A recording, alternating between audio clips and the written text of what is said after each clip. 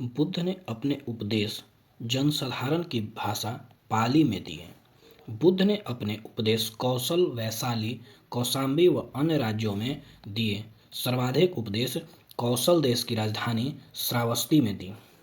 इनमें प्रमुख अनुयायी शासक थे बिंबिसार, प्रसेनजीत, उदयन।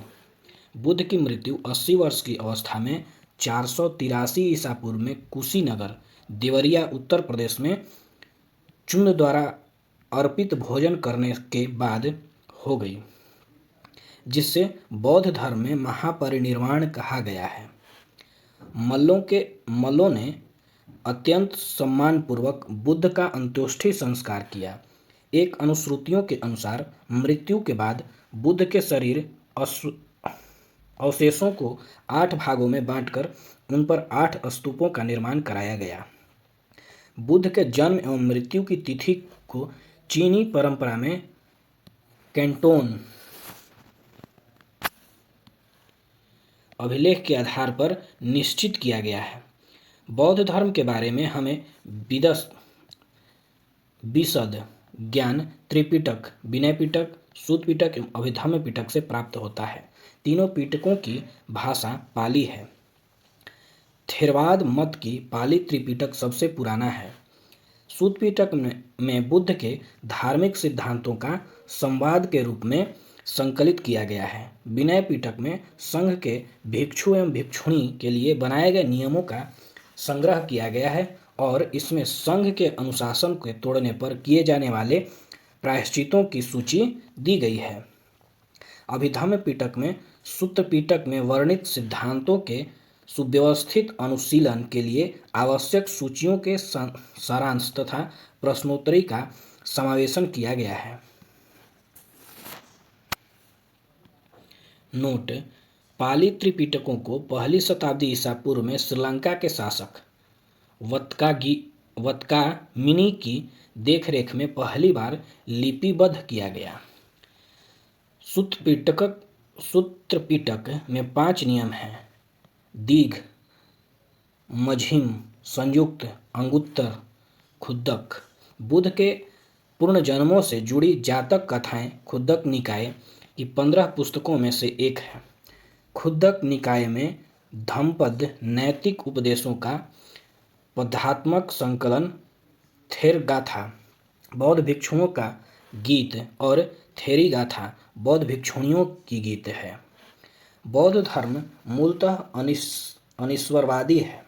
इसमें आत्मा की परिकल्पना भी नहीं है। बौद्ध धर्म में पुनर्जन्म की मान्यता है। तृष्णा को क्षीण हो जाने की अवस्था को ही बुद्ध में निर्वाण कहा जाता है। विश्व दुखों से भरा है का सिद्धांत बुद्ध ने उपनिषद से लिया है। बुद्ध के अनुयायी 2 भागों में विभाजित थे। भिक्षुक बौद्ध धर्म के प्रचार के लिए जिन्हें संन्यास ग्रहण किया उन्हें भिक्षुक कहा गया। उपासक गृहस्थ जीवन व्यतीत करते हुए बौद्ध धर्म अपनाने वाले को उपासक कहा गया है। बौद्ध संघ में सम्मिलित होने के लिए न्यूनतम आयु सीमा 15 वर्ष थी। बौद्ध संघ में प्रविष्ट होने को उपसंपदा कहा जाता है। बौद्ध धर्म के त्रिरत्न बुद्ध, धम्म एवं संघ है। बौद्ध सभाएं: सभा, समय, स्थान, अध्यक्ष और शासनकाल। प्रथम बौद्ध संगति 483 ईसा पूर्व में राजगृह में, अध्यक्ष महाकश्यप और शासक अजातशत्रु। द्वितीय बौद्ध संगति 383 ईसा पूर्व में वैशाली में हुआ। इसके अध्यक्ष सबकामिर थे। काला अशोक के शासनकाल में हुआ। तृतीय बौद्ध संगति 255 ईसा पूर्व में पाटलिपुत्र में हुआ। इसके अध्यक्ष मोगलीपुत्र तीस्थ थे और शासक अशोक था। चतुर्थ बौद्ध संगति में प्रथम ईसा पूर्व कुंडलवन में हुआ। अध्यक्ष वसुमित्र घोष और शासक कनिष्क। चतुर्थ बौद्ध संगति के बाद बौद्ध धर्म 2 भागों में हीनयान एवं महायान में विभाजित हो गया। बौद्ध धर्म के महायान संप्रदाय के आदर्श बोधिसत्व हैं। बोधिसत्व दूसरे के कल्याण को प्राथमिकता देते हुए अपने निर्वाण में विलंब करते हैं। हीनयान का आदर्श अहर्त पद को प्राप्त करना है, जो व्यक्ति अपनी साधना से निर्वाण की प्राप्ति करते हैं उन्हें ही अहत कहा जाता है। धार्मिक जुलूस का प्रारंभ सबसे पहले बौद्ध धर्म के द्वारा प्रारंभ किया गया। बौद्धों का सबसे पवित्र त्योहार बैसाख पूर्णिमा है, जिसे बुद्ध पूर्णिमा के नाम से जाना जाता है। इसका महत्व इसलिए है कि बुद्ध पूर्णिमा के ही दिन बुद्ध का जन्म, ज्ञान की प्राप्ति एवं महापरिनिर्वाण की प्राप्ति हुई है।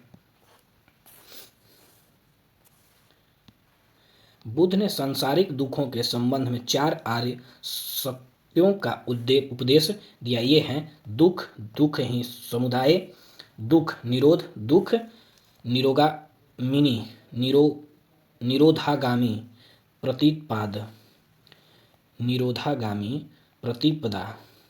इस सांसारिक दुखों से मुक्ति हेतु बुद्ध ने अष्टांगिक मार्ग की बात कही है। ये साधन सम्यक दृष्टि, सम्यक संकल्प, सम्यक वाणी, सम्यक कर्मांत, सम्यक आजीवक, सम्यक व्यायाम, सम्यक स्मृति एवं सम्यक समाधि।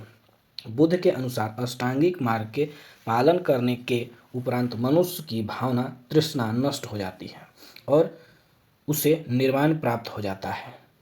निर्वाण बौद्ध धर्म का परम लक्ष्य है, जिसका अर्थ है दीपक का बुझ जाना, अर्थात जीवन पर मरण चक्र से मुक्त हो जाना। बुद्ध ने निर्वाण प्राप्ति को सरल बनाने के लिए निम्न 10 शीलों पर बल दिए हैं।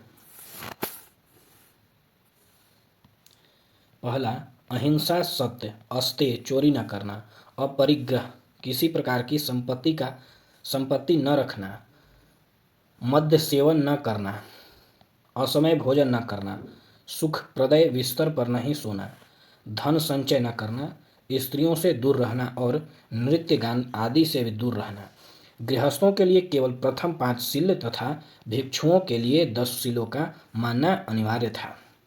बुद्ध ने मध्यम मार्ग, माध्यम प्रतिपद का उपदेश दिया। अनिश्वरवाद के संबंध में बौद्ध धर्म एवं जैन धर्म में समानता है। जातक कथाएं प्रदर्शित करती हैं कि बोधिसत्व का अवतार मनुष्य के रूप में हो सकता है तथा पशुओं के रूप में भी। बोधिसत्व के रूप में पुनर्जन्म की दीर्घ श्रृंखला के अंतर्गत बुद्ध ने शाक्य मुनि के रूप में अपना अंतिम जन्म प्राप्त किया, किंतु इसके उपरांत मैत्रेय तथा अन्य अनाम बुद्ध अभी अवतरित होने शेष हैं। सर्वाधिक बुद्ध मूर्तियों का निर्माण गंधार शैली के अंतर्गत किया गया, लेकिन बुद्ध की प्रथम मूर्ति संभवतः मथुरा कला के अंतर्गत बनी थी। तिब्बत, भूटान एवं पड़ोसी देश में बौद्ध धर्म का प्रचार पद्मसंभव गुरु रिनपाच ने किया। इनका संबंध बौद्ध धर्म के वज्रयान शाखा से था। इनकी 123 फीट ऊंची मूर्ति हिमाचल प्रदेश रेवाल सर झील में है। नोट: भारत में उपासना की जाने वाली प्रथम मूर्ति संभवतः बुद्ध की थी।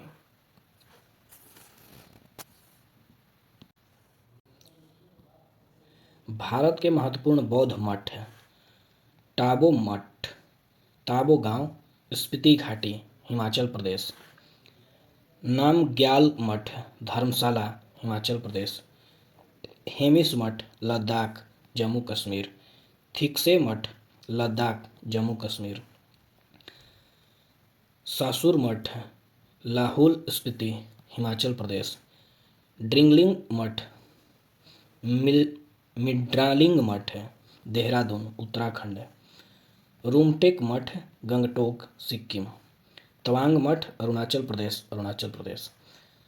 नामड्रॉलिंग मठ, मैसूर, कर्नाटक।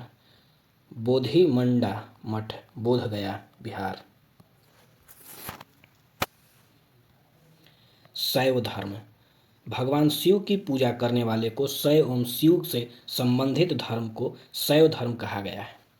शिवलिंग उपासना का प्रारंभिक पुरातात्विक साक्ष्य हड़प्पा संस्कृति के अवशेषों से मिलता है। ऋग्वेद में शिव के लिए रुद्र नामक के देवता का उल्लेख है। अथर्ववेद में शिव को भव, सर्प, पशुपति एवं भूपति कहा गया है। लिंग पूजा का पहला स्पष्ट वर्णन मत्स्य पुराण में मिलता है। महाभारत के महाभारत के अनुशासन पर्व से भी शिवलिंग का वर्णन मिलता है। रुद्र के पत्नी के रूप में पार्वती का नाम तैत्तिरीय अरण्यक में मिलता है। शिव की पत्नी की सौम्य रूप है पद्म, पार्वती, उमा, गौरी एवं भैरवी।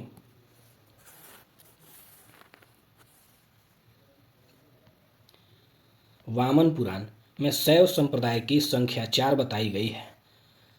पशुपत, कपालिक, कालामुख और लिंगायत। पशुपति संप्रदाय शैव का सर्वाधिक प्राचीन संप्रदाय है। इसके संस्थापक लकुलिश थे।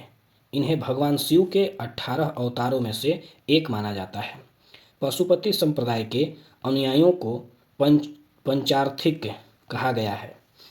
इस मत का प्रमुख सैद्धांतिक ग्रंथ पशुपति सूत्र है। श्रीकर पंडित एक विख्यात पशुपति आचार्य थे।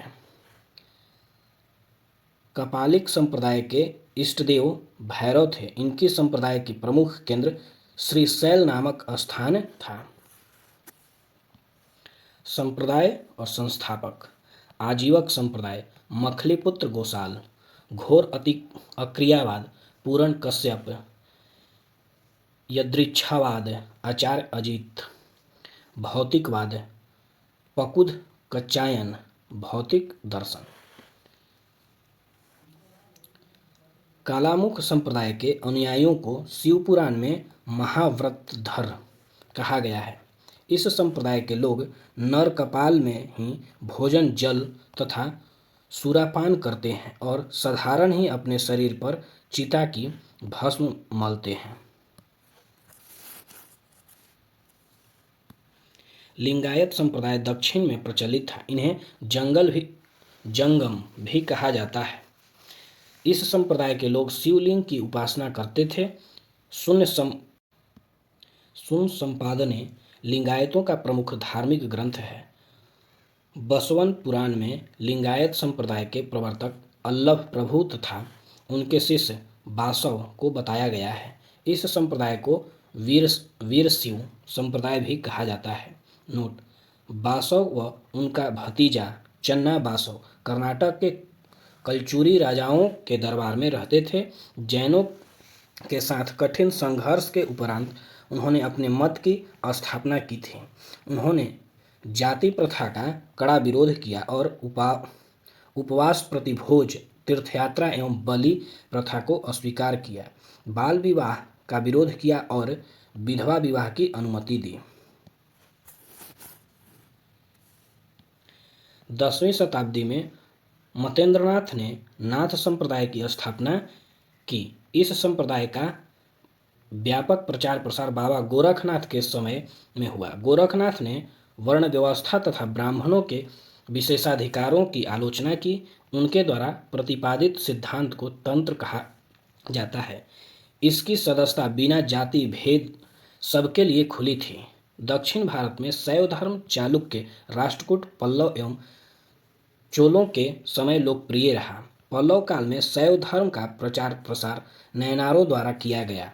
नयनार संतों की संख्या 63 बताई गई है, जिनमें अप्पार, तिरुज्ञान, संबंदर एवं सुंदर मूर्ति आदि के नाम उल्लेखनीय हैं।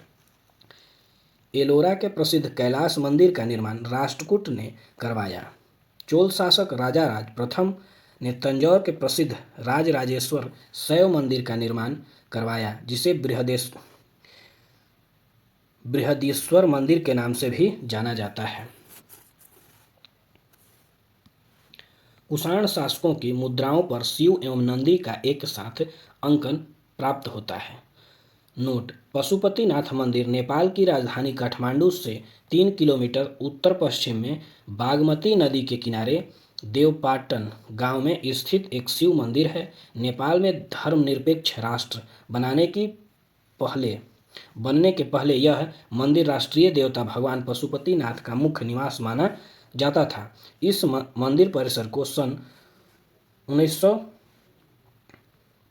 1979 में यूनेस्को विश्व संस्कृति विरासत स्थल के रूप में सूचीबद्ध किया गया। इस मुख्य मंदिर का निर्माण वास्तुकला की नेपाली पैगोडा शैली में हुआ है।